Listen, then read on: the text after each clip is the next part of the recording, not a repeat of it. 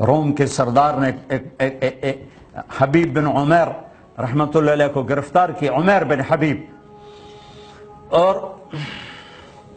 ایک لڑکی کو تیار کیا کہ اس سے گناہ کروا، اگر یہ تیرے ساتھ پھنس گیا پھر یہ اسلام بھی چھوڑے گا، سب کچھ چھوڑے گا۔ ایک گھر فرنش دے دیا، شراب رکھ دی، کھانا رکھ دیا، لڑکی کو چھوڑ دی۔ 3 دن 3 رات وہ لڑکی سارا زور لگا بیٹھی اور اس نوجوان کی آنکھ اوپر نہیں اٹھی۔ جب آنکھ نہ اٹھے تو بڑے بڑے شیطان گمراہ نہیں کر سکتے، جب آنکھ اٹھ جائے تو جنید بغدادی بھی ہدایت نہیں دے سکتے۔ تیسرے دن وہ لڑکی کہنے لگی تم لوہے کے ہو یا پتھر کے ہو؟ میری دعوت نے تم پر کوئی اثر نہیں کیا، تمہیں کیا چیز روکتی ہے؟ فرمانے لگے کہ تم سمجھتے ہو کہ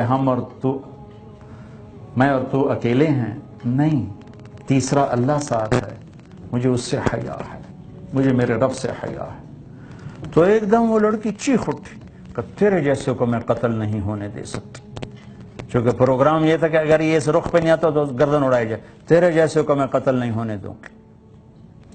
اور چند دن گزار کے اس کو کہا پھسل رہا ہے، آ رہا ہے، قابو میں آ رہا ہے، قابو میں آ رہا ہے۔ جب رومن کو بھی اعتماد میں لے لیا تو ایک رات آئی اور اس کو سواری بھی دی، توشہ بھی دیا کہ یہ لے جوان، تجھے تیری عزت مبارک ہو، تجھے تیری غیرت مبارک ہو، یہ راستہ ہے تیرے دیس کو، چل نکل جا، آگے پکڑا جائے تو تیرا نصیب ہے۔ مسلمان اپنی عزت نفس کا محافظ ہوتا ہے، اپنی غیرت کا محافظ ہوتا ہے، اس کا کردار پتھروں میں درار ڈال دیتا ہے۔